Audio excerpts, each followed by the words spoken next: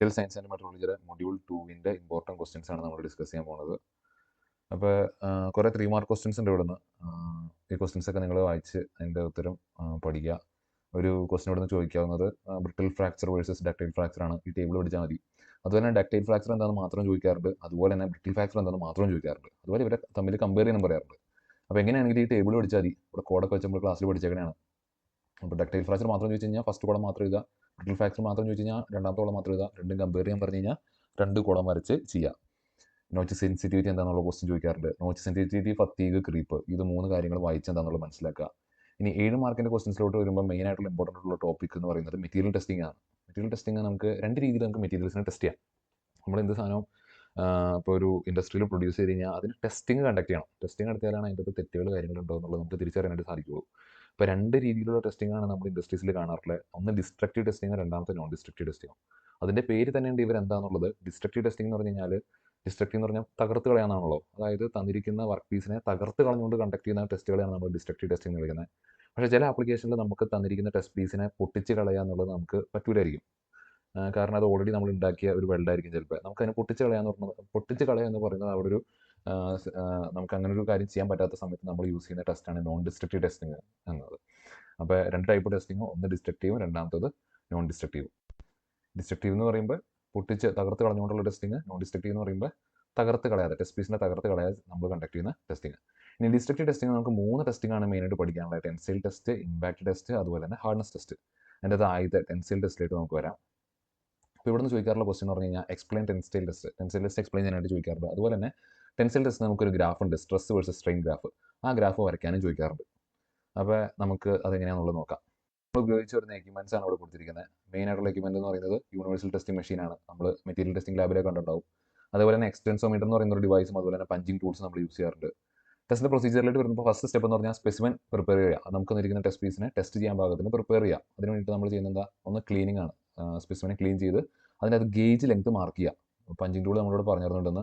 Punching tool ഉപയോഗിച്ച് നമ്മുടെ test പീസിൽ എത്രത്തോളമാണ് നമുക്ക് ടെസ്റ്റ് കണ്ടക്ട് ചെയ്യേണ്ട ആ ഭാഗം ഗേജ് ലെങ്ത് ആയിട്ട് മാർക്ക് ചെയ്യുക എന്നുള്ളതാണ് ഫസ്റ്റ് സ്റ്റെപ്പ്. രണ്ടാമത്തെ സ്റ്റെപ്പ് എന്ന് പറഞ്ഞാൽ റേഞ്ച് കാൽക്കുലേഷനാണ്.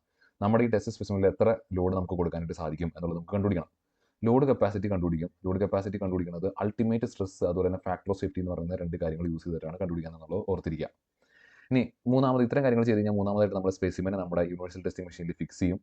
ഫിക്സ് ചെയ്തതിന് ശേഷം നമ്മൾ അതിൻ്റെ എക്സ്റ്റൻസോമീറ്റർ ഘടിപ്പിക്കും. എക്സ്റ്റൻസോമീറ്റർ എന്തിനാണ് ഘടിപ്പിക്കുന്നതെന്ന് വെച്ച് കഴിഞ്ഞാൽ ടെൻസൈൽ ടെസ്റ്റിൽ നമ്മൾ നമ്മുടെ ടെൻസൈൽ ഫോഴ്സാണ് നമ്മൾ മെഷർ ചെയ്യുന്നത്. ടെൻസൈൽ ഫോഴ്സ് എന്ന് പറഞ്ഞാൽ നമ്മളൊരു ടെസ്റ്റ് പീസിനെ രണ്ട് സൈഡിലോട്ടും പിടിച്ച് വലിച്ച് കഴിഞ്ഞാൽ സാധനം വലിഞ്ഞു പോകില്ലോ. വലിഞ്ഞ് അവസാനം അത് പൊട്ടിപ്പോവും. അതാണ് സംഭവിക്കുക. അപ്പോൾ ഈ അതിനെ തടുക്കാനുള്ള സ്ട്രെങ്ത്ത് ആ ഒരു ടെസ്റ്റ് പീസിന് എന്തോരം ഉണ്ടെന്നുള്ളതാണ് നമ്മൾ ചെക്ക് ചെയ്യണത്.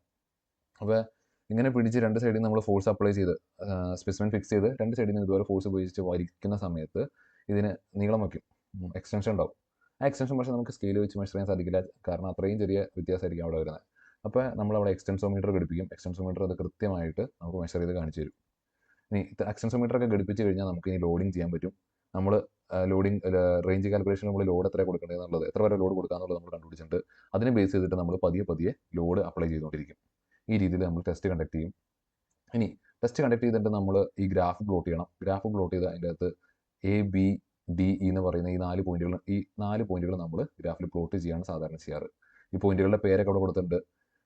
A എന്ന് പറയുന്ന പോയിന്റിൻ്റെ പേര് ഇവിടെ കൊടുത്തിട്ടില്ല, വിട്ടുപോയേക്കണെയാണ്. അതെന്ന് പറഞ്ഞാൽ ഇലാസ്റ്റിക് ലിമിറ്റാണ്. അതായത് A എന്ന് പറയുന്ന പോയിന്റ് വരെ ആ ഒരു ടെസ്റ്റ് സ്പെസിമെൻ ഇലാസ്റ്റിക് പ്രോപ്പർട്ടി കാണിക്കും. അതായത് നമ്മൾ അപ്ലൈ ചെയ്യുന്ന ഫോഴ്സ് നമ്മൾ റിമൂവ് ചെയ്ത് കഴിഞ്ഞാൽ അത് അതിൻ്റെ ഒറിജിനൽ ഷേപ്പിലോട്ട് തിരിച്ചു.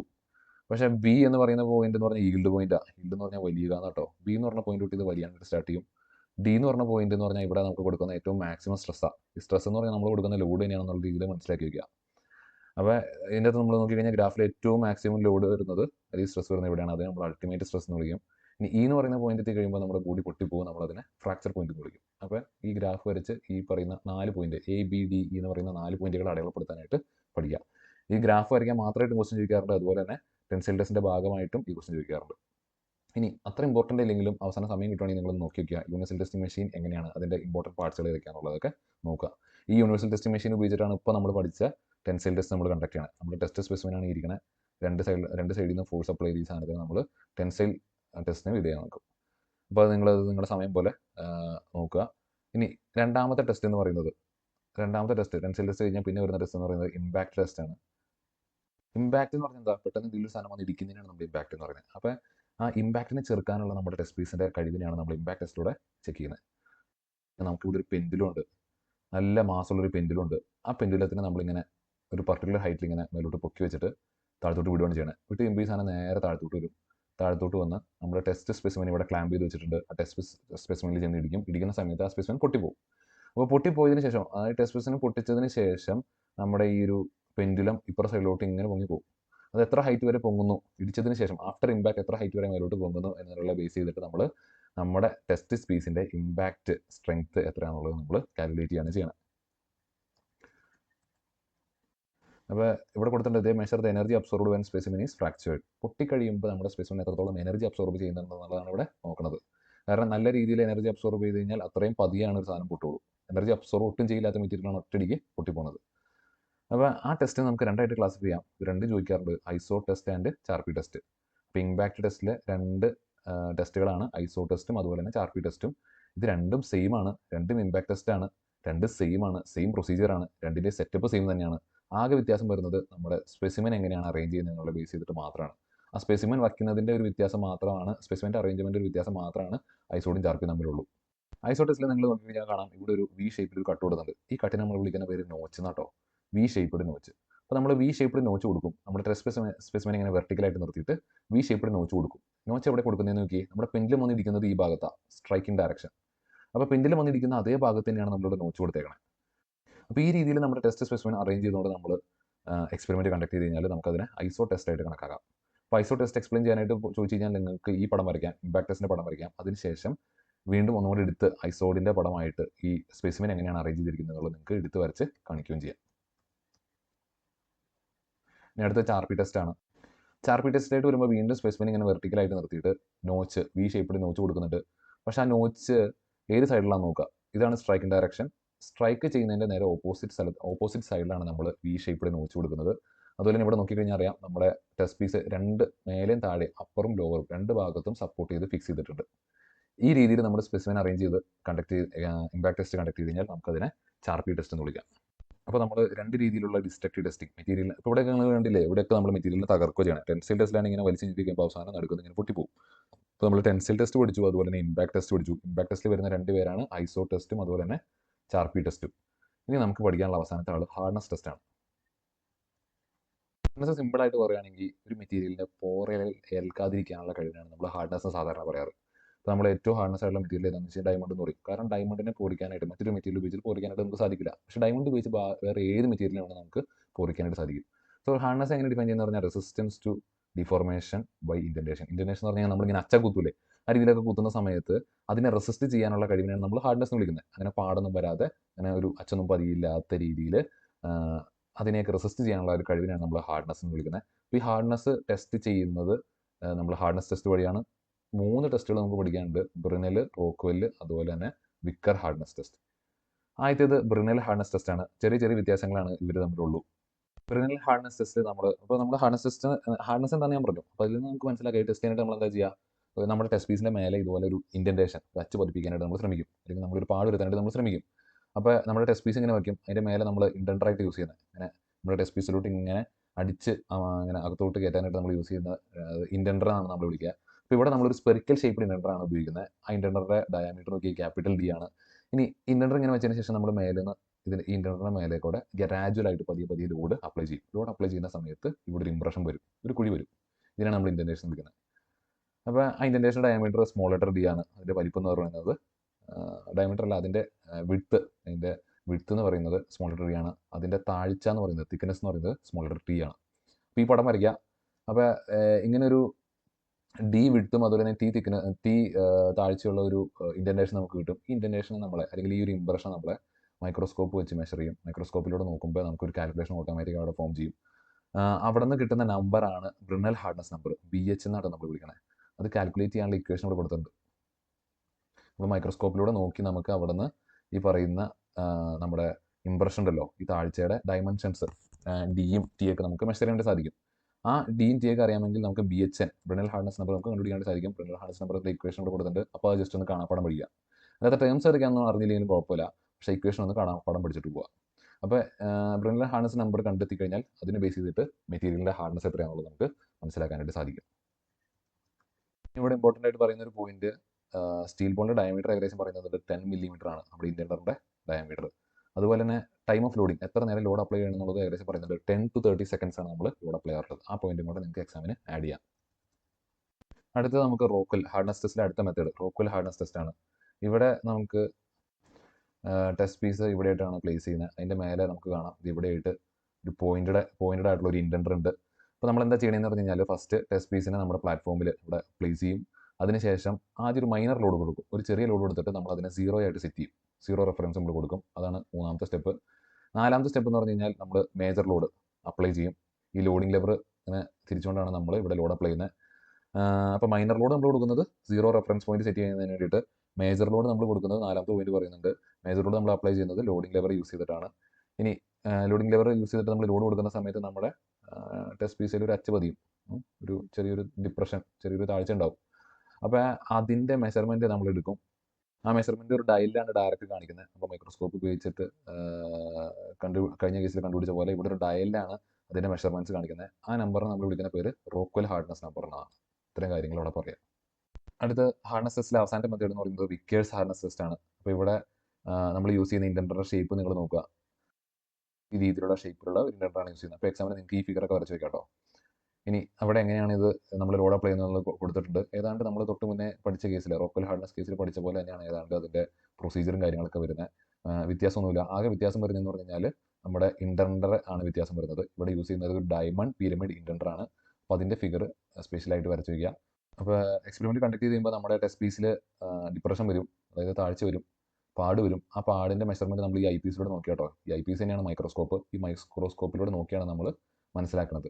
അപ്പോൾ മൈക്രോസ്കോപ്പിലൂടെ നോക്കുമ്പോൾ നമുക്ക് ഈ പറയുന്ന ഡയഗണൽ ലെങ്ത് എന്ന് പറയുന്ന സാധനം, ഇൻഡൻറ്റേഷൻ വരുത്തിയ പാടിൻ്റെ ഡയഗണൽ ലെങ്ത്, ഈ പറയുന്ന സാധനം ഇങ്ങനെ ഒരു പാടാണെങ്കിൽ അതിൻ്റെ ഡയഗണൽ ലെങ്ത് നമുക്ക് മനസ്സിലാക്കാനായിട്ട് സാധിക്കും മൈക്രോസ്കോപ്പിലൂടെ നോക്കി. ആ ഡയഗണൽ ലെങ്ത് അറിയാമെങ്കിൽ ഈ ഇക്വേഷൻ ഉപയോഗിച്ചിട്ട് VH എന്ന് പറയുന്ന ഈ ഇക്വേഷൻ, വിക്കേഴ്സ് ഹാർഡ്നസ് നമ്പർ എന്നാണ് അതിൻ്റെ പേര്. ആ VH എന്ന് പറയുന്ന ഇക്വേഷൻ ഉപയോഗിച്ചിട്ട് നമുക്ക് വിക്കേഴ്സ് ഹാർഡ്നസ് നമ്പർ കണ്ടെത്താൻ സാധിക്കും. അതുവഴി അതിൻ്റെ ഹാർഡ്നസ് എത്രയാണെന്നുള്ളത് മനസ്സിലാക്കാനായിട്ട് സാധിക്കും. അപ്പോൾ ഒരു ക്വസ്റ്റ്യൻ പേപ്പറിൽ ഇത് മൂന്നും ഒരുമിച്ച് ഒരൊറ്റ ക്വസ്റ്റൻ ആയിട്ട് വെച്ചിട്ടുണ്ട്, 7 മാർക്കിൻ്റെ ക്വസ്റ്റൻ ആയിട്ട്. ഹാർഡ്നസ് ടെസ്റ്റിൽ ബ്രിനലും റോക്വെല്ലും അതുപോലെ വിക്കേഴ്സ് ഹാർഡ്നസ് ടെസ്റ്റ് എല്ലാം കൂടെ ഒരുമിച്ച് എക്സ്പ്ലെയിൻ ചെയ്യാനായിട്ട്. അപ്പോൾ കൃത്യമായിട്ട് അതിൻ്റെ പടം വരയ്ക്കുക, അതിനെപ്പറ്റിയുള്ള കാര്യങ്ങൾ എഴുതി വയ്ക്കുക. സിമ്പിളായിട്ടുള്ള പ്രൊസീജിയറും കാര്യങ്ങളൊക്കെയാണ്. അടുത്തത് നമുക്ക് പഠിക്കാനുള്ളത് നോൺ ഡിസ്ട്രക്റ്റീവ് ടെസ്റ്റിംഗ് ആണ്. ഡിസ്ട്രക്റ്റീവ് ടെസ്റ്റിംഗിൽ നമ്മൾ കണ്ടു നമ്മൾ മെറ്റീരിയൽസിനെ ബ്രേക്ക് ചെയ്തുകൊണ്ടാണ് നമ്മൾ ടെസ്റ്റിംഗ് കണ്ടക്ട് ചെയ്തുകൊണ്ടിരുന്നത്. പക്ഷേ ഇവിടെ നമ്മൾ ടെസ്റ്റിംഗ് കണ്ടക്ട് ചെയ്യുന്നത് വിത്തൗട്ട് കോസിങ് ഡാമേജ് ആണ്. ഒരു ഡാമേജും വരുത്താതെയാണ് നമ്മൾ ടെസ്റ്റിംഗ് കണ്ടക്ട് ചെയ്യുന്നത്. അങ്ങനെ ഉള്ള മെത്തേഡുകൾ നമുക്ക് ഇത്തരം മെത്തേഡുകൾ നമുക്ക് പഠിക്കാനുള്ള 5 മെത്തേഡ് ഉണ്ട്. Visual inspection, liquid penetrant testing, magnetic particle testing, ultrasonic testing, അതുപോലെ തന്നെ റേഡിയോഗ്രഫി ടെസ്റ്റിംഗ്. ഇനി വിഷ്വൽ ഇൻസ്പെക്ഷൻ എന്ന് പറയുന്നത് നിങ്ങൾ സ്വന്തം വായിച്ചൊന്ന് മനസ്സിലാക്കണം കേട്ടോ. വിഷ്വൽ ഇൻസ്പെക്ഷൻ എന്ന് പറഞ്ഞു കഴിഞ്ഞാൽ നമ്മൾ സാധാ നമ്മുടെ കണ്ണും കൊണ്ട് നമ്മൾ കണ്ടക്ട് ചെയ്യുന്ന ഇൻസ്പെക്ഷൻ. അതായത് ഇപ്പോൾ സർഫസിലൊക്കെ എന്തെങ്കിലും ഡിഫക്റ്റ് ഉണ്ടെങ്കിൽ നമുക്ക് ചുമ്മാ ചെന്ന് നോക്കി ഒബ്സർവ് ചെയ്ത് നമുക്ക് ആ ഡിഫക്റ്റുകൾ കണ്ടെത്താനായിട്ട് സാധിക്കും. ഈ രീതിയിൽ ചെയ്യുന്ന ഇൻസ്പെക്ഷനാണ് വിഷ്വൽ ഇൻസ്പെക്ഷൻ. അതിന് യൂസ് ചെയ്യുന്ന ഇൻസ്ട്രുമെൻറ്റ്സ് കാര്യങ്ങളൊക്കെ ഇവിടെ പറയുന്നുണ്ട്. മൈക്രോസ്കോപ്പ്, മാഗ്നിഫൈയിങ് ഗ്ലാസസ്, മിറർ, അതിലുള്ള കാര്യങ്ങളൊക്കെ പറയുന്നുണ്ട്. എന്തൊക്കെ ടൂൾസ് അവിടെ വേണ്ടതെന്ന് പറയുന്നുണ്ട്. അതിൻ്റെ ലിമിറ്റേഷൻസ് എന്താണെന്ന് പറയുന്നത്. ഒരു ലിമിറ്റേഷൻ ഞാൻ പറയാം. അത് നമുക്ക് വിഷ്വൽ ഇൻസ്പെക്ഷൻ വഴി സർഫസ് ഡിഫക്റ്റുകൾ മാത്രമാണ് കണ്ടെത്താൻ പറ്റുള്ളൂ. വളരെ ഡീപ്പായിട്ട് അകത്തൊക്കെ ഡിഫക്റ്റുകളൊക്കെ ഉണ്ടെങ്കിൽ, മെഷീൻസിൽ അങ്ങനെയൊക്കെ ഉണ്ടെങ്കിൽ നമുക്ക് ഈ പറയുന്ന വിഷ്വൽ ഇൻസ്പെക്ഷൻ വഴി കണ്ടെത്താനായിട്ട് സാധിക്കില്ല. രണ്ടാമത്തെ ടെസ്റ്റ് എന്ന് പറയുന്നത് ലിക്വിഡ് പെനട്രന്റ് ടെസ്റ്റിംഗ് ആണ്. ഉണ്ടാകുന്ന ക്രാക്കുകൾ, വിള്ളലുകൾ കാര്യങ്ങളൊക്കെ ഡിറ്റക്ട് ചെയ്യാൻ വേണ്ടിയിട്ടാണ് യൂസ് ചെയ്യുന്നത്. ഇതിനകത്ത് ഉപയോഗിക്കുന്ന ടൂളുകൾ എന്താണെന്ന് cleaner, penetrant, developer, cleaner cloths. Tools ഒക്കെ ഏതൊക്കെയാണെന്നുള്ളത് വായിച്ചു നോക്കുക. ഇവിടെ വേണ്ടത് 3 ബോട്ടിൽ സ്പ്രേകളാണ്. സ്പ്രേ രൂപത്തിലുള്ള 3 ബോട്ടിൽ സാധനങ്ങളാണ്. ഒന്നിൻ്റെ പേര് ക്ലീനർ, രണ്ടാമത്തെ പെനട്രന്റ്, മൂന്നാമത്തെ ഡെവലപ്പർ. ക്ലീനർ സർഫസ് ക്ലീൻ ചെയ്യാൻ വേണ്ടിയിട്ടാണ് യൂസ് ചെയ്യുന്നത്. പെനട്രേറ്റ് ചെയ്യാന്ന് പറഞ്ഞാൽ എല്ലാ ചെറിയ ബടവുകളിലൂടെയും കടന്നു പോകാനുള്ള കഴിവിനാണ് നമ്മൾ പെനട്രേഷൻ എന്ന് പറയുന്നത്. അപ്പോൾ പെനട്രന്റ് എന്തായാലും പെനട്രന്റ് അപ്ലൈ ചെയ്ത് കഴിഞ്ഞാൽ അതിന് സർഫസിലുള്ള ഏത് ബടവിൽ കൂടെ നമ്മൾ കടന്നു പോകാനുള്ള കഴിവുണ്ട്. ഇനി ഡെവലപ്പർ എന്ന് പറഞ്ഞു കഴിഞ്ഞാൽ കളർ ഉണ്ടാവും. അപ്പോൾ ഡെവലപ്പർ എന്താ ചെയ്യുന്നതെന്ന് പറഞ്ഞാൽ ഈ പെനട്രൻ്റെ കളറിനെ എടുത്ത് കാണിക്കുകയാണ് ചെയ്യണത്. നമുക്കിത് എങ്ങനെയാണ് ചെയ്യണമെന്നുള്ളത് നമുക്കൊന്ന് നോക്കാം. സ്റ്റെപ്പ് ബൈ സ്റ്റെപ്പായിട്ട് ഫിഗറിൽ ഇത് കാണിച്ചിട്ടുണ്ട് എന്താണ് ചെയ്യുന്നത് എന്നുള്ളത്. ഫസ്റ്റ് സ്റ്റെപ്പ് എന്ന് പറഞ്ഞു കഴിഞ്ഞാൽ നമ്മൾ ക്ലീനർ നമ്മുടെ സർഫസിൽ അടിക്കും. നമുക്ക് ടെസ്റ്റ് ചെയ്യേണ്ട സർഫസിൽ ക്ലീനർ അടിക്കും. അതിനുശേഷം ക്ലീനർ നമ്മൾ ഒരു ക്ലീനർ ക്ലോത്ത് ഉപയോഗിച്ച് തുടച്ച് വൃത്തിയാക്കി ഡ്രൈ ആക്കിയതിന് ശേഷം നമ്മൾ അതിൻ്റെ മേലെ രണ്ടാമത്തെ സ്പ്രേ പെനട്രന്റ് അപ്ലൈ ചെയ്യും. പെനട്രന്റ് ഞാൻ പറഞ്ഞു അതിന് ഏത് ബടവിൽ കൂടെ നമ്മൾ കടന്നു പോകാനുള്ള കഴിവുണ്ട്. അതുപോലെ തന്നെ അതൊരു ഡൈ പെനട്രന്റ് ആണ്, അതിന് കളറുണ്ട്. അപ്പോൾ അത് പെനട്രൻ്റ് നമ്മുടെ സർഫസിലുണ്ടായിരുന്ന ക്രാക്കിൻ്റെ അകത്തേക്കൂടെ വളരെ ഡീപ്പായിട്ട് അകത്തോട്ട് ഇറങ്ങി ചെല്ലും. പെനട്രൻ്റ് അപ്ലൈ ചെയ്തതിന് ശേഷം നമ്മൾ സൈഡിൽ പെനട്രൻ്റ് ഈ സർഫസിലുള്ള പെനട്രൻ്റ് നമ്മളൊരു ക്ലോത്ത് ഉപയോഗിച്ച് ക്ലീൻ ആക്കി തുടച്ച് കളയും. അപ്പോൾ ക്ലീൻ ആക്കി തുടച്ച് കഴിയുമ്പോൾ സർഫസിൽ പിന്നെ പെനട്രൻ്റ് ഒന്നും ഉണ്ടാവില്ല. പിന്നെ പെനട്രൻ്റ് ഉള്ളത് നമ്മുടെ ഈ പറയുന്ന ക്രാക്ക് വിടവുണ്ടല്ലോ, ആ വിടവിൽ മാത്രമായിരിക്കും പെനട്രൻ്റ് ഉണ്ടാവുള്ളൂ. അപ്പോൾ നിലവിൽ ആഫ്റ്റർ ക്ലീനിങ് നമ്മുടെ ഗ്യാപ്പിൽ മാത്രം, നമ്മുടെ ക്രാക്കിൽ മാത്രമാണ് പെനട്രൻ്റ് ഉള്ളൂ. ഇനി നമ്മളിപ്പോൾ വിഷ്വലി ഇതിൻ്റെ മേലെ കൂടെ നോക്കിക്കഴിഞ്ഞാൽ ഇവിടെ നമുക്ക് വേറൊന്നും കാണാൻ പറ്റില്ല. ആ ക്രാക്ക് എന്ന് പറഞ്ഞാൽ വളരെ ചെറിയ ക്രാക്കാണ്, 0.01 മില്ലിമീറ്റർ ഒക്കെ പോലെ അത്രയും ചെറിയ വിട്ടുള്ള ക്രാക്കാണ്. അതിൻ്റെ അകത്തിപ്പോൾ കളർ ഇരിക്കുന്നത് നമുക്ക് കാണാൻ സാധിക്കില്ല. ഇനി കളറിന് എടുത്ത് കാണിക്കണം. എടുത്ത് കാണിക്കുന്നതിന് വേണ്ടിയിട്ടാണ് ലാസ്റ്റ് സ്റ്റെപ്പ് നമ്മൾ ഡെവലപ്പർ അപ്ലൈ ചെയ്യും. ഡെവലപ്പർ മിക്കവാറും വൈറ്റ് കളറിലാണ് വരാറുള്ളത്. ഈ ഡെവലപ്പർ അപ്ലൈ ചെയ്യുന്ന സമയത്ത് നമ്മുടെ ക്രാക്കിൻ്റെ അകത്തുള്ള പെനട്രൻ്റ്, കളറുള്ള പെനട്രൻ്റ് ഡെവലപ്പറിലൂടെ പുറത്തോട്ട് ഇങ്ങനെ കയറി വരും. അപ്പോൾ അങ്ങനെ കയറി വരുന്ന സമയത്ത് വെള്ള ബാക്ക്ഗ്രൗണ്ടിൽ ചുവന്ന നിറത്തിൽ നമുക്ക് ഡിഫക്റ്റുകൾ കാണാനായിട്ട് സാധിക്കും. ഈ രീതിയിൽ നമ്മൾ കണ്ടക്ട് ചെയ്യുന്ന ടെസ്റ്റാണ് നമ്മൾ ലിക്വിഡ് പെനട്രൻ്റ് ടെസ്റ്റ് എന്ന് വിളിക്കുന്നത്. അതിൻ്റെ കാര്യങ്ങളൊക്കെ താഴെ എഴുതിയിട്ടുണ്ട്, അതൊക്കെ നിങ്ങൾ വായിച്ചു നോക്കുക. അടുത്തത് മാഗ്നറ്റിക് പാർട്ടിക്കിൾ ടെസ്റ്റിംഗ് ആണ്. മാഗ്നറ്റിക് പാർട്ടിക്കിൾ ടെസ്റ്റിങ്ങിൽ നമ്മുടെ ടെസ്റ്റ് പീസിൻ്റെ അക്രോസ് മാഗ്നറ്റിക് ഫീൽഡ് അപ്ലൈ ചെയ്യും. കടന്നു പോകുന്ന മാഗ്നറ്റിക് ഫീൽഡ് ലൈൻസ് ആണ് ഈ ലൈൻസ് ഉപയോഗിച്ചിട്ട് കാണിച്ചിരിക്കുന്നത്. അപ്പോൾ നിങ്ങൾക്ക് കാണാം, ക്രാക്ക് ഇല്ലാത്ത സ്ഥലങ്ങളിലൊക്കെ മാഗ്നറ്റിക് ഫീൽഡ് ലൈൻസ് സ്ട്രേറ്റ് ആയിട്ട് കടന്നു പോകും. ക്രാക്കുള്ള സ്ഥലത്തൊക്കെ മാഗ്നറ്റിക് ഫീൽഡ് ലൈൻസ് ഇങ്ങനെ ചാടിയാണ് കടന്നു പോകുന്നത്. അതായത് അവിടെ ഒരു ഇറഗുലർ പാറ്റേൺ ഫോം ചെയ്യും. നമ്മൾ എന്താ ചെയ്യണമെന്ന് പറഞ്ഞു കഴിഞ്ഞാൽ, ഫോമിലുള്ള മാഗ്നറ്റിക് പാർട്ടിക്കിൾസ് നമ്മുടെ കയ്യിലുണ്ടാവും. ആ മാഗ്നറ്റിക് പാർട്ടിക്കിൾസ് നമ്മൾ ഇതിൻ്റെ മേലെ സ്പ്രേ ചെയ്യും, വിതറുന്ന സമയത്ത് ഈ ക്രാക്കുള്ള സ്ഥലത്ത് മാത്രം, ഈ മാഗ്നറ്റിക് ഫീൽഡ് ലൈൻസിലെ ലൈനിൽ വന്നിരിക്കുന്ന പാറ്റേൺ മൂലം ആ ക്രാക്കുള്ള ഭാഗത്ത് മാത്രം ഒരു പ്രത്യേക പാറ്റേൺ, ഒരു പ്രത്യേക രീതിയിൽ നമ്മുടെ പാർട്ടിക്കിൾസ് കൂടിച്ചേർന്നിരിക്കുന്നത് നമുക്ക് കാണാനായിട്ട് സാധിക്കും. ഈ രീതിയിൽ എവിടെയൊക്കെ ഉണ്ട് ക്രാക്ക് എന്നുള്ളത് നമുക്ക് ഐഡന്റിഫൈ ചെയ്യാനായിട്ട് സാധിക്കും.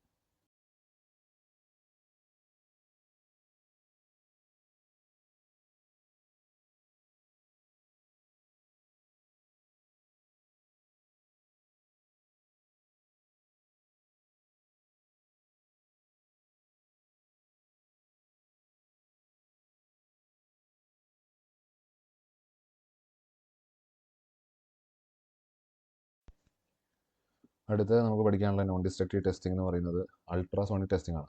അപ്പോൾ ഇവിടെ നമുക്ക് വരുന്ന എക്യുപ്മെൻറ്റ്സ് എന്ന് പറയുന്നത് ട്രാൻസ്ഡ്യൂസർ, കപ്ലൻ്റ്, അതുപോലെ തന്നെ ഡിസ്പ്ലേ ഡിവൈസ് ആണ്. അതായത് ഈ കാണുന്നതാണ് ട്രാൻസ്ഡ്യൂസർ, ഇതാണ് നമ്മുടെ ഡിസ്പ്ലേ ഡിവൈസ്. അതുപോലെ ഇതിൻ്റെ ഇടയിൽ അപ്ലൈ ചെയ്യുന്ന ഒരു ജെല്ലുണ്ട്, ആ ജെല്ലിന് നമ്മൾ വിളിക്കുന്ന പേരാണ് കപ്ലൻ്റ്. അപ്പോൾ നമ്മൾ എന്താ ചെയ്യുന്നത് കഴിഞ്ഞാൽ, ഇതിവിടെ നമ്മൾ മെഷർ ചെയ്യുന്നത് ഇൻറ്റേർണൽ ഡിഫക്റ്റാണ്. നമ്മുടെ സർഫസ് ഡിഫക്റ്റ് അല്ലാതെ അകത്ത് വരുന്ന, നമ്മുടെ സർഫസിൻ്റെ ഉള്ളിൽ വരുന്ന മെറ്റീരിയലിൻ്റെ അകത്ത് വരുന്ന ഡിഫക്റ്റുകൾ ഉണ്ടല്ലോ, എന്തെങ്കിലും ക്രാക്കോ അല്ലെങ്കിൽ ഇതിൻ്റെ അകത്ത് എന്തെങ്കിലും സാധനങ്ങളുടെ എന്തെങ്കിലും ഇമ്പ്യൂരിറ്റീസ് കാര്യങ്ങളൊക്കെ ഉണ്ടെങ്കിൽ അതിന് നമുക്ക് കണ്ടെത്താനായിട്ട് സാധിക്കും. അപ്പോൾ നമ്മളെന്താ ചെയ്യുന്നതെന്ന് പറഞ്ഞു കഴിഞ്ഞാൽ, നമുക്ക് ടെസ്റ്റ് കണ്ടക്ട് ചെയ്യേണ്ട വർക്ക് പീസിൻ്റെ മേലെ ആദ്യം നമ്മൾ കപ്ലൻ്റ് അപ്ലൈ ചെയ്യും. അതൊരു ജെല്ലാണ്. അൾട്രാസോണിക്കിൻ്റെ അർത്ഥം എന്ന് പറഞ്ഞാൽ സൗണ്ട് വേവ് എന്നാണ് അർത്ഥം. അപ്പോൾ ഈ സൗണ്ട് വേവ് വേണം നമ്മുടെ ട്രാൻസ്ഡ്യൂസർ വഴി നമ്മുടെ മെറ്റീരിയലിൻ്റെ അകത്തോട്ട് കടന്നു ചെല്ലാനായിട്ട്. അപ്പോൾ ഈ നല്ല രീതിയിൽ സൗണ്ട് വേവ്സ് നമ്മുടെ മെറ്റീരിയലിൻ്റെ അകത്തോട്ട് കടന്നു ചെല്ലാൻ വേണ്ടിയിട്ടാണ് നമ്മൾ കപ്ലൻ്റ് എന്ന് പറയുന്ന ജെല്ല് യൂസ് ചെയ്യുന്നത്. ഇനി ഇവിടെ ട്രാൻസ്ഡ്യൂസർ ഉണ്ട്. ട്രാൻസ്ഡ്യൂസറാണ് സൗണ്ട് വേവിനെ എമിറ്റ് ചെയ്യുന്നത്. ഈ എമിറ്റ് ചെയ്ത സൗണ്ട് വേവ് നമ്മുടെ മെറ്റീരിയലിൻ്റെ ബാക്ക് സർഫസിൽ ഇടിച്ചതിന് ശേഷം റിഫ്ലക്റ്റ് ചെയ്ത് നേരെ തിരിച്ചു വരും. അപ്പോൾ ഇവിടെ നമുക്ക് കാണാം, ഒരു ട്രാൻസ്ഡ്യൂസർ തന്നെയാണ് സൗണ്ട് വേവിനെ പ്രൊഡ്യൂസ് ചെയ്യുന്നതും, അതുപോലെ തന്നെ അതേ ട്രാൻസ്ഡ്യൂസർ തന്നെയാണ് ഈ റിഫ്ലക്റ്റ് ചെയ്ത് തിരിച്ചു വരുന്ന സൗണ്ട് വേവിനെ സ്വീകരിക്കുന്നതും. അതായത് ഇത് താഴത്തോട്ട് വിടുന്ന സൗണ്ട് വേവിനെ നമ്മൾ പൾസ് എന്ന് വിളിക്കും, തിരിച്ചു വരുന്ന റിഫ്ലക്റ്റഡ് സൗണ്ട് വേവിനെ നമ്മൾ എക്കോ എന്നാണ് വിളിക്കാറ്. അപ്പോൾ ഇവിടെ പൾസിനെയും എക്കോനെയും ഡീൽ ചെയ്യുന്നത് ഒരേ ട്രാൻസ്ഡ്യൂസർ തന്നെയാണ്. ഈ രീതിയിലുള്ള മെത്തേഡിനെ നമ്മൾ വിളിക്കുന്ന പേരാണ് പൾസ് എക്കോ മെത്തേഡ്. ഇപ്പോൾ എക്സാമിന് പൾസ് എക്കോ മെത്തേഡ് മാത്രമായിട്ട് എക്സാമിന് ചോദിച്ചിട്ടുണ്ട്, എന്താണ് പൾസ് എക്കോ മെത്തേഡ്, അതെങ്ങനെയാണ് വർക്ക് ചെയ്യുന്നത് എന്നുള്ളതും ചോദിച്ചിട്ടുണ്ട്. അതല്ലാതെ നമുക്ക് അൾട്രാസോണിക് ടെസ്റ്റിംഗ് ചോദിക്കുമ്പോൾ അവിടെ നമുക്ക് ഈ സാധനം എഴുതി വെക്കാം. അപ്പോൾ ഇതിൻ്റെ സ്റ്റെപ്പ് ബൈ സ്റ്റെപ്പ് പ്രൊസീജിയർ കൊടുത്തിട്ടുണ്ട്. ഫസ്റ്റ് സ്റ്റെപ്പ് എന്ന് പറഞ്ഞാൽ ക്ലീൻ ദ സർഫസ് ആണ്, സർഫസിനെ ക്ലീൻ ചെയ്യുക. രണ്ടാമത് കപ്ലൻ്റ് അപ്ലൈ ചെയ്യുക. അതിനുശേഷം ട്രാൻസ്ഡ്യൂസർ അതിൻ്റെ മേലെ പ്ലേസ് ചെയ്യുക. ട്രാൻസ്ഡ്യൂസർ അതിൻ്റെ അകത്തോട്ട് പൾസ് വിടും. അതിൻ്റെ എക്കോ ഏറ്റവും താഴത്തെ സർഫസിൽ, ബാക്ക് സർഫസിൽ ഇടിച്ചതിന് ശേഷം തിരിച്ചു വരും. അപ്പോൾ നമുക്ക് സ്ക്രീനിൽ, ഡിസ്പ്ലേ ഡിവൈസിൽ നമുക്ക് കിട്ടുന്ന വിഷ്വൽ എന്ന് പറയുന്നത് ഇതുപോലെയുള്ള ഗ്രാഫുകളായിരിക്കും. അപ്പോൾ ഈ ഗ്രാഫുകളൊക്കെ ഇതൊക്കെ ഇൻഡിക്കേറ്റ് ചെയ്യുന്നത് എക്കോനെയാണ്. തിരിച്ച് ട്രാൻസ്ഡ്യൂസറിലോട്ട് വന്നേക്കുന്ന എക്കോനെയാണ് ഈ കാണിക്കുന്ന ഇൻഡിക്കേഷൻസ് ഒക്കെ. അപ്പോൾ എക്കോ കൂടാതെ അതിൻ്റെ ഇടയിൽ നമ്മളിങ്ങനെ ട്രാൻസ്ഡ്യൂസർ ഇങ്ങനെ നീക്കി കൊണ്ടുപോകുന്ന സമയത്ത് എക്കോ കൂടാതെ അതിൻ്റെ ഇടയിൽ വേറെ എവിടെയെങ്കിലും നിന്നും നമ്മുടെ സൗണ്ട് വേവ് ഇടിച്ചിട്ട് തിരിച്ചു വരുന്നുണ്ടെങ്കിൽ അതിൻ്റെ അർത്ഥം അവിടെ എന്തോ ഒരു ഡിഫക്റ്റ് ഉണ്ടെന്നുള്ളതാണ്. അപ്പോൾ അങ്ങനെ ഒരു ഡിഫക്റ്റ് ഉണ്ടെങ്കിൽ ആ ഡിഫക്റ്റിൻ്റെ ഒക്കെ ഇതിൻ്റെ ഇടയിലായിട്ട് കയറി വരും. അല്ലെങ്കിൽ ഇങ്ങനെ നോർമലായിട്ട് ഈക്വൽ ഡിസ്റ്റൻസിൽ ഇങ്ങനെ നോർമൽ ബാക്ക് സർഫസ് എക്കോസ് മാത്രമേ ഉണ്ടാവുള്ളൂ. അതല്ലാതെ എക്സ്ട്രാ ഇതുപോലുള്ള എക്കോസ് കയറി വന്നു കഴിഞ്ഞാൽ നമുക്ക് അതിൽ നിന്ന് മനസ്സിലാക്കാം അവിടെ എന്തോ ഒരു ക്രാക്ക് ഉണ്ട്. അപ്പോൾ നിങ്ങൾക്ക് ഈ ഒരു ഡിസ്പ്ലേ ഡിവൈസിൽ കാണിച്ചേക്കണോ ക്രാക്ക് എക്കോ എന്ന് പറഞ്ഞിട്ട്, അത് കണ്ടു കഴിഞ്ഞാൽ നമുക്ക് അതിൽ നിന്ന് മനസ്സിലാക്കാം അവിടെ ഒരു ഡിഫക്റ്റ് ഉണ്ടെന്നുള്ളത്. അപ്പോൾ പൾസ് എക്കോ മെത്തേഡ് എന്താണെന്ന് മാത്രമായിട്ട് എക്സാമിന് ചോദിക്കാറുണ്ട്. അപ്പോൾ നിങ്ങൾ ഇത് തന്നെയൊക്കെ എഴുതി വെച്ചാൽ മതി. നെക്സ്റ്റ് നോൺ ഡിസ്ട്രക്റ്റീവ് ടെസ്റ്റിംഗ് എന്ന് പറയുന്നത് ഗാമാ റേ റേഡിയോഗ്രഫി ടെസ്റ്റിംഗ് ആണ്, അല്ലെങ്കിൽ റേഡിയോഗ്രഫി ടെസ്റ്റിംഗ് എന്ന് മാത്രം വിളിക്കും. ഇവിടെ നമ്മൾ ഹോസ്പിറ്റൽസിലൊക്കെ എക്സ്റേ എടുക്കുന്ന പോലെ റേഡിയോഗ്രഫി ടെസ്റ്റിംഗ് നമ്മൾ മെറ്റൽസിലേക്ക് കണ്ടക്ട് ചെയ്യും. അപ്പോൾ നമുക്ക് ടെസ്റ്റ് ചെയ്യേണ്ട മെറ്റൽ ഇവിടെ ഒരു വെൽഡാണ് വെച്ചേക്കണേ, വെൽഡ് ചെയ്തിരിക്കുന്ന ഒരു പീസാണ് വെച്ചേക്കണേ, ഇതിങ്ങനെ നമ്മൾ വയ്ക്കും. അതിനിടയിൽ എക്സ്റേ അല്ല, റേഡിയോഗ്രഫി ഫിലിം നമ്മൾ വയ്ക്കും. നമ്മൾ എക്സ്റേ ഫിലിം നമ്മുടെ താഴെ വയ്ക്കുന്ന പോലെ തന്നെ മെറ്റൽ പീസിൻ്റെ അടിയിൽ നമ്മൾ എക്സ്റേ ഫിലിം റേഡിയോഗ്രഫി ഫിലിം വയ്ക്കും. അതിനുശേഷം ഇവിടെ ഒരു റേഡിയോഗ്രഫിക് സോഴ്സ് ഉണ്ട്. മെറ്റൽസിൽ ഇവിടെ നിന്ന് പുറപ്പെടുവിക്കുന്നത് എക്സ്റേ ആണെങ്കിൽ ഈ കേസിൽ ഇവിടെ നിന്ന് പുറപ്പെടുവിക്കുന്നത് ഗാമാ റേസ് ആണ്. അപ്പോൾ ഗാമാ റേയുടെ സോഴ്സ് ആണ് ഈ കാണുന്നത്. ഇവിടെ ഗാമാ റേ പുറപ്പെടുവിക്കാനായിട്ട് പ്രൊഡ്യൂസ് ചെയ്യാനായിട്ട് നമ്മൾ യൂസ് ചെയ്യുന്നത് ഐസോട്ടോപ്പിൻ്റെ പേര് കൊബാൾട്ട് 60 എന്ന് പറയുന്ന ഐസോട്ടോപ്പാണ്. അപ്പോൾ കൊബാൾട്ട് 60 എന്ന് പറയുന്ന മെറ്റീരിയലാണ് ഇവിടെ നിന്ന് ഗാമാ റേസ് പ്രൊഡ്യൂസ് ചെയ്യുന്നത്.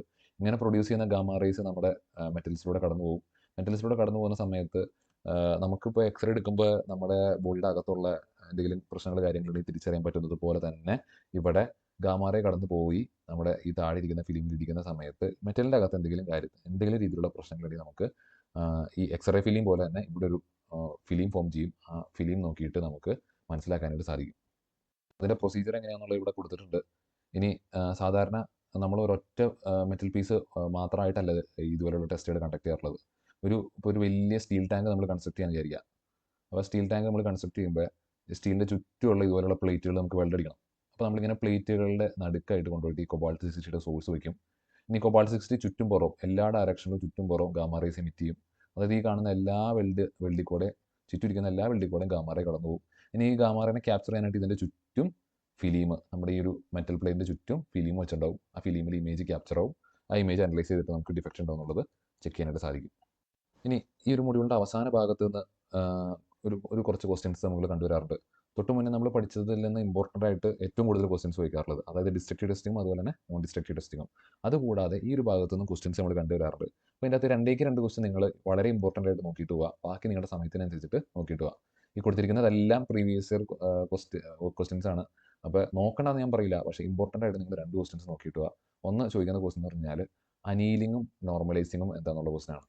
ഇതെല്ലാം ഹീറ്റ് ട്രീറ്റ്മെൻറ്റ് പ്രോസസ്സാണ്. ഹീറ്റ് ട്രീറ്റ്മെൻറ്റ് പ്രോസസ്സ് എന്ന് പറഞ്ഞു കഴിഞ്ഞാൽ വേറെ ഒന്നുമല്ല, നമുക്ക് ഇത് ഇവിടെ കൊടുത്തിട്ടുണ്ട്. ഈ treatment process of changing the structure and properties of metal by controlled heating and cooling. നമ്മൾ മെറ്റലിനെ ഉരുക്കിയിട്ട് നമ്മൾ കൂളി ചെയ്യുന്ന സമയത്ത് ആ കൂളിങ്ങിൻ്റെ റേറ്റ് ഉണ്ടല്ലോ, ആ തണുപ്പിക്കുന്നതിൻ്റെ റേറ്റിൽ വരുത്തുന്ന വ്യത്യാസം അനുസരിച്ചിട്ട് നമ്മുടെ മെറ്റൽസിൻ്റെ പ്രോപ്പർട്ടീസിൽ മാറ്റം വന്നുകൊണ്ടിരിക്കും. ഇതിനാണ് നമ്മൾ ഹീറ്റ് ട്രീറ്റ്മെൻറ്റ് എന്ന് വിളിക്കുക. അപ്പോൾ നമുക്കൊരു മെറ്റൽ തന്നെ എടുത്താൽ, ഇപ്പോൾ സ്റ്റീലിന് നമുക്ക് പല സ്ഥലത്ത് ഉപയോഗിക്കേണ്ടതായിട്ടുണ്ട്. ഇപ്പോൾ സ്കെയിൽ പോലുള്ള സാധനങ്ങൾ ഉണ്ടാക്കാനായിട്ട് ഉപയോഗിക്കാറുണ്ട്. യൂട്ടൻസിൽസ്, പാത്രങ്ങളൊക്കെ ഉണ്ടാക്കാനായിട്ട് നമ്മൾ ഉപയോഗിക്കാറുണ്ട്. അതുപോലെ ഇൻഡസ്ട്രിയൽ ആപ്ലിക്കേഷൻ ഉണ്ട്. അപ്പോൾ പല സ്ഥലത്തും പല രീതിയിലുള്ള ഉപകാരങ്ങളാണ് സ്റ്റീലിനെ കൊണ്ടുള്ളത്. അപ്പോൾ ആ ഉപകാരങ്ങളിലോട്ട് നമുക്ക് ആവശ്യമായിട്ടുള്ള പ്രോപ്പർട്ടീസിലോട്ട് നമ്മൾ സ്റ്റീലിനെ മാറ്റുന്നതിന് വേണ്ടിയിട്ട് ട്രീറ്റ്മെൻറ്റ് നടത്തും. ചൂടാക്കിക്കൊണ്ടുള്ള ട്രീറ്റ്മെൻറ്റാണ് നമ്മളവിടെ നടത്തുന്നത്. ഹീറ്റ് ട്രീറ്റ്മെൻറ്റ്സ് ആണ് നമ്മളതിനെ വിളിക്കുന്നത്. ചൂടാക്കിയതിന് ശേഷം നമ്മളിതിനെ കൂളി ചെയ്യുന്ന സമയത്ത് നമ്മളതിനെ പല രീതിയിൽ പല റേറ്റിൽ അതിനെ കൂളി ചെയ്യും. ആ കൂളി ചെയ്യുന്നതിനനുസരിച്ചിട്ട് ഇതിൻ്റെ പ്രോപ്പർട്ടീസിൽ വ്യത്യാസം വരും. ഇതിനാണ് നമ്മൾ ഹീറ്റ് ട്രീറ്റ്മെൻറ്റ് എന്ന് വിളിക്കുന്നത്. അതിൻ്റെ അകത്ത് വരുന്ന 2 ടൈപ്പ് ഓഫ് ഹീറ്റ് ട്രീറ്റ്മെൻറ്റാണ് അനീലിങ്ങും അതുപോലെ തന്നെ നോർമലൈസിങ്ങും. അനീലിങ്ങിൽ നമ്മൾ മെറ്റലിനെ കുറച്ചും കൂടെ സോഫ്റ്റ് ആക്കുകയാണ് ചെയ്യുന്നത്. നോർമലൈസിങ്ങിൽ നമ്മുടെ മെറ്റലിൻ്റെ എല്ലാ ഭാഗത്തും ഒരേ രീതിയിലുള്ള പ്രോപ്പർട്ടീസും ഒരേ രീതിയിലുള്ള ക്യാരക്ടറിസ്റ്റിക്സും ആണെന്നുള്ളത് നമ്മൾ ഉറപ്പുവരുത്തുകയാണ് ചെയ്യുന്നത്. ഈ അനീലിങ് ചെയ്യുന്ന എങ്ങനെയാണെന്നുള്ളത് ഇവിടെ കൊടുത്തിട്ടുണ്ട്. ഓസ്റ്റനൈറ്റ് ഫേസ് എന്ന് പറയുന്ന ഒരു ഫേസ് ഉണ്ട്. നമ്മൾ ടെമ്പറേച്ചർ കൂട്ടി മെൽറ്റ് ചെയ്യുമ്പോൾ അവിടെ ഓസ്റ്റനൈറ്റ് ഫേസ് എന്ന് പറയുന്ന ഒരു ഫേസ് ഉണ്ട്. ആ ഫേസിൽ എത്തിച്ചതിന് ശേഷം നമ്മൾ ഒറ്റയടിക്ക് ഈ സാധനത്തിനെ കൂൾ ചെയ്യണം. ഒറ്റയടിക്കല്ല, കൂളിങ് ഇറ്റ് സ്ലോലി. ഒരു ഫർണസിൻ്റെ അകത്ത് വെച്ച് വളരെ പതിയെ നമ്മൾ കൂൾ ചെയ്തെടുക്കുകയാണ്. അതിനാണ് നമ്മൾ അനീലിംഗ് വിളിക്കുന്നത്. അപ്പോൾ അനീലിംഗ് ചെയ്യുമ്പോൾ ഉണ്ടാകുന്ന ഗുണങ്ങൾ, അല്ലെങ്കിൽ അനീലിംഗ് ചെയ്യുമ്പോൾ നമ്മൾ അതിൽ നിന്ന് ഉദ്ദേശിക്കുന്ന ഗുണങ്ങളാണ് ഇവിടെ കൊടുത്തിരിക്കുന്നത്. അതുപോലെ തന്നെ നോർമലൈസിങ് നമ്മൾ നോക്കിക്കഴിഞ്ഞാൽ ഇവിടെ കാണാം heating above upper critical temperature. Critical temperature എന്ന് പറയുന്ന ഒരു വാല്യൂ ഉണ്ട്. അതിൻ്റെ മേലെ നമ്മൾ മെറ്റലിനെ ഹീറ്റ് ചെയ്യും. അതിനുശേഷം കൂൾ ചെയ്യുന്നത് എങ്ങനെയാണെന്ന് നോക്കി. ആദ്യത്തെ കേസിൽ കൂൾ ചെയ്തത് ഫർണസിൻ്റെ അകത്ത് വെച്ച് വളരെ സ്ലോലിയാണ് കൂൾ ചെയ്തത്. ഇവിടെ വന്നപ്പോൾ നമ്മൾ കൂൾ ചെയ്യുന്നത് എയറിൽ വെച്ചിട്ടാണ്. ഈ സാധനത്തിനെ പുറത്തെടുത്ത് ചൂടാക്കിയതിന് ശേഷം പുറത്തെടുത്ത് വെച്ച് എയറിലാണ് കൂൾ ചെയ്യുന്നത്. അപ്പം അന്നേരം അവിടെ കിട്ടുന്ന ഗുണങ്ങൾ ഇവിടെ കൊടുത്തിട്ടുണ്ട്. അതൊക്കെ നിങ്ങൾ വായിച്ചു നോക്കി പഠിക്കുക. അതുപോലെ തന്നെ അനീലിംഗ് നോർമലൈസിങ് കൂടാതെ ഹാർഡനിങ് ഉണ്ട്, ടെമ്പറിംഗ് ഉണ്ട്. അതെന്താണെന്നുള്ളതൊക്കെ ഇവിടെ താഴെ കൊടുത്തിട്ടുണ്ട്. നിങ്ങൾ വായിച്ചു നോക്കി മനസ്സിലാക്കുക.